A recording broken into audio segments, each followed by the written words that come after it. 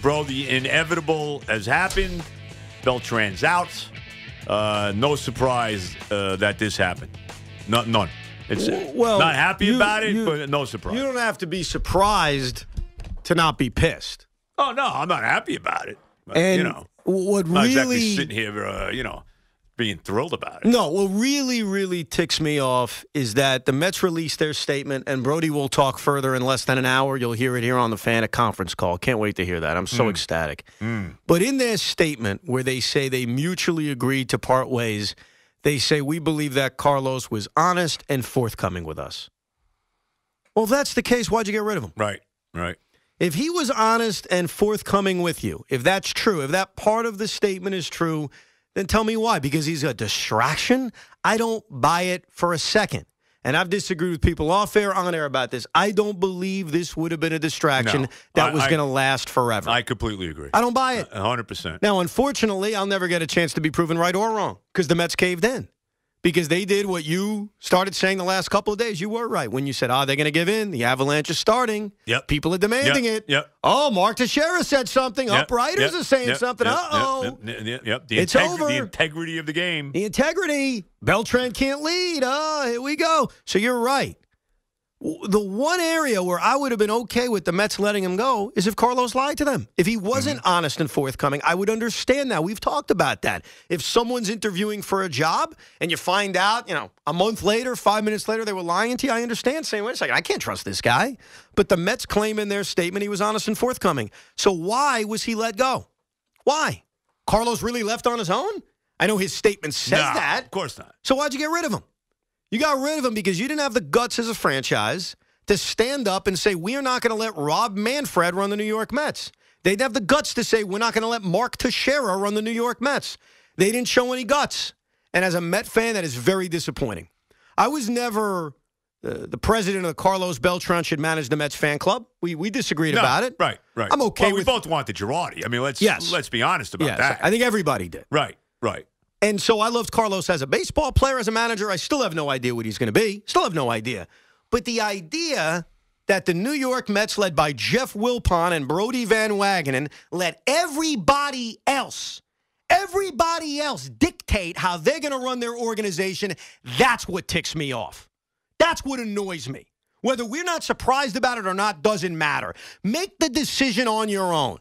And doesn't feel that way. It feels like they felt pressure. Pressure from whom exactly?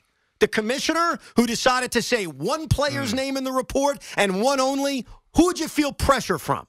Because every Met fan I spoke to, not every, it's an exaggeration, most Met fans I spoke to or saw tweeting were supporting this guy.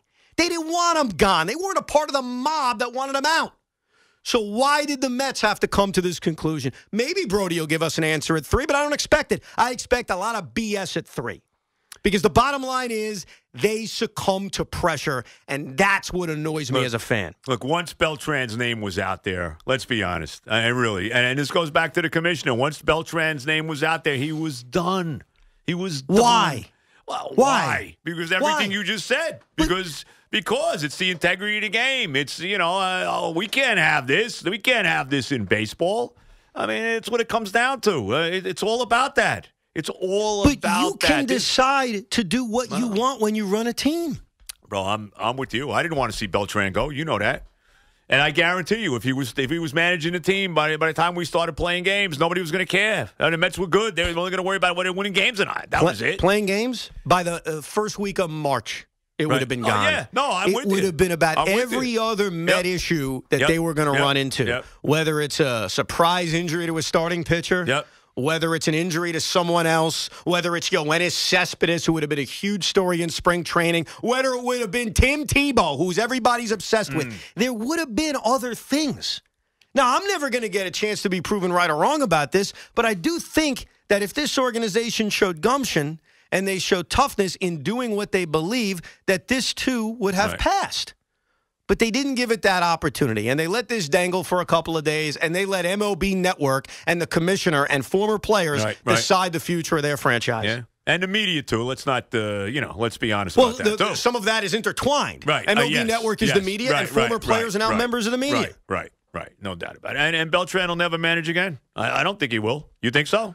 So I don't think he ever does. I don't know. So you've got 3 guys here, managers, that lost their job. Cora's not managing again. Well, we need to see what MLB's report on the Red Sox says about Alex Cora. A.J. Hinch, one thing we've heard about. It sounds like Cora was the worst of anybody. Sure. No, the way it's been the picture's been painted. I've said to you before he could be banned for life. So I think Cora's a little bit different. But A.J. Hinch has this great reputation. Even now, guys like John Heyman, who will join us later, A.J. Hinch is a great guy. People love A.J. Hinch.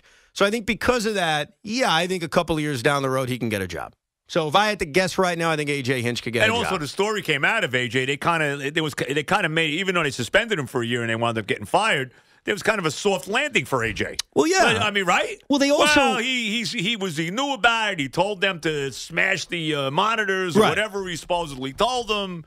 You know. They just made him look like an ineffective leader. Right. That's how they went after him. Right. So if you ask me right now, do I think A.J. Hinch will manage again? My prediction at this moment is, I think he'll get another opportunity. And I lean that way with Beltran. I don't think his career is over. Yeah. And Carlos, in his statement, was apologizing and talking about how he hopes to get back into baseball someday. Here's what he said. Over my 20 years in the game, I've always taken pride in being a leader and doing things the right way. And in this situation, I failed. As a veteran player on the team, I should have recognized the severity of the issue and truly regret the actions that were taken. I am a man of faith and integrity, and what took place did not demonstrate those characteristics that are so very important to me and my family. I'm very sorry. It's not who I am as a father, a husband, a teammate, and an educator. The Mets organization and I mutually agreed to part ways, moving forward for the greater good and no further distractions. I hope that at some point I'll have the opportunity to return to this game that I love so much. Carlos makes himself sound not as the ringleader, but as a veteran player that didn't stop it. Obviously, if more information came out that said he was the ringleader, then I think it would be more damaging to him managing again. That's what I would say to that. If he was realistically had a shot for the Hall of Fame, that's not happening. Oh, come on. You don't think so? No. You think this is going to impact him? Yeah. Why? Because if it impacts the steroid guys, why wouldn't it impact him? Because Carlos hit 227 in the last year of his career. It wasn't exactly benefiting him. Yeah, but I don't, And you think sign stealing's keeping guys out of the Hall of Fame? Scuffing baseballs hasn't. Well. And sign stealing in the past hasn't. Yeah, well. So I don't know if I agree with that. We've never had a sign-stealing situation like this, though. I mean, this wound up taking on a life of its own. Let's be honest. I understand. I don't think Jose Altuve's kept out of Cooperstown in 15 years. But Jose Altuve's name wasn't part of this. Yeah, but he's one of the prominent Astros. But we don't know we don't know how much was he involved. Look, we'll find out when Beltran's eligible. I don't think it impacts his Hall of Fame tenure. All right. But where it leaves the Mets right now is in a weird spot because for the Red Sox and the Astros, it's a little different. They are legitimately starting from scratch in replacing a manager because Alex Cora had been with the Red Sox for a few years. Same thing with A.J. Hinch. The Mets just went through a search. And so my first reaction when trying to get over this breakup and anger at the organization for agreeing to let Carlos go would be, well, why don't you go back to the process that you had a few months ago and pick up right then and there? If they weren't interested in Buck Showalter 5 months ago, why would they be interested in Buck Showalter now? If they loved Eduardo Perez 5 months ago, whatever the months are, 3 months ago, whatever it is, 3 months ago. If they loved Eduardo Perez then why wouldn't they love him now? If they didn't want to bring Terry Collins back 3 months ago, why would they bring him back now? Yeah, I don't want Terry Collins back. I mean, to me, I don't want to go backwards. To me, that's going backwards. So who do you want? Who do you want? Who do I want? You wanted Girardi. We both did. Then you wanted Beltran. So now what? I would want Buck more than anybody. Buck Showalter? Yeah. But they're not going to hire Buck. They're not going to hire him. Look, they're going to hire Perez. They're going to hire somebody like that. Well, they could promote Hensley Mullins, who is officially the bench coach. They could do that.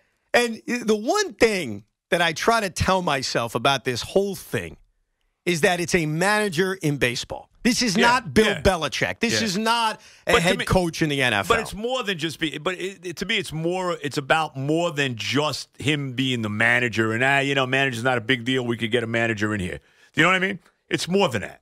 Well, to me, it's more than that. As in what? That you're ticked off at the Mets for giving in, which I agree with? I'm ticked off at baseball in general. I mean, I'm ticked off at Manfred that he threw this guy under the bus. I mean, and there was no other player that got thrown under the bus but Carlos Beltran. He was the only player. That's it. Because he was the only player who's in a position of leadership now. That's why he did it. I thought when he put his name in that report, he was sending smoke signals to the Wilpons to fire Carlos Beltran. No, there's no doubt he did. And they listened. And by the way, you could ask Al Davis, the late Al Davis. Right. You don't have to listen to everything the commissioner tells you. Well, Al Davis was, he was he was an outlier. He was his own man. But you don't have to. It's a different story. If the commissioner wanted Beltran out of a job, he could have gone out of his way to suspend him. That's what he could have done. Now, there would have been some issues with that considering he was a player, but the Mets get to make their own decisions. So that aspect of it, of course I'm annoyed about, but now they got to go find a manager. Yeah. They need someone to manage this team. It's the middle of January. Spring training's in less than a month, and they don't have a manager. So they got to go get one. So it's Buck Showalter. That's who I want. I mean, if you're asking me, the guys who were available, Girardi's not available. I think he'd be the guy. You want to bring? I have never heard I haven't heard Dusty Baker's name mentioned anywhere. Well, here's my only question. I'd take a guy like Dusty Baker. You want a veteran guy, obviously, because you just described two of them. I do. What I wouldn't understand is why would the Mets go start interviewing guys they weren't interested in 3 months ago? Yeah. Has this situation changed the kind of manager they want? No, look, I don't think it's going to be those guys. I don't think that's good. That's the case. I think it's going to be Perez. Maybe you're right. Maybe it's going to be Hensley Mullins. Maybe. Well, it's easy with Hensley because he's already here. Right. He's already on the staff officially. Right. But, maybe the idea of changing course would be this. If you go to a veteran manager, I'll sell it a little bit, is that if you hire a rookie, let's say it's Eduardo Perez. We'll use his name as an example because they loved him, right? Weren't they hot for Eduardo Perez? They loved this guy. Yeah. Eduardo Perez is going to be a rookie manager.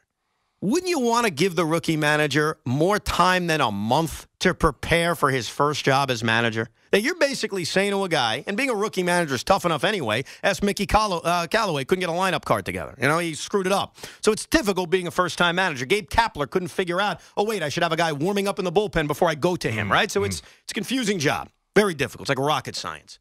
Maybe because of that and the fact that you need somebody quickly, it would behoove you to bring in somebody that is at least has that experience management. Right.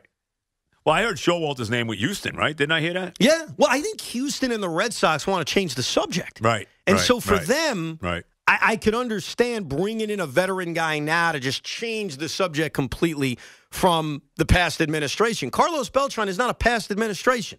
He was the manager for a couple of months. He's going to be the answer to a trivia question down the road.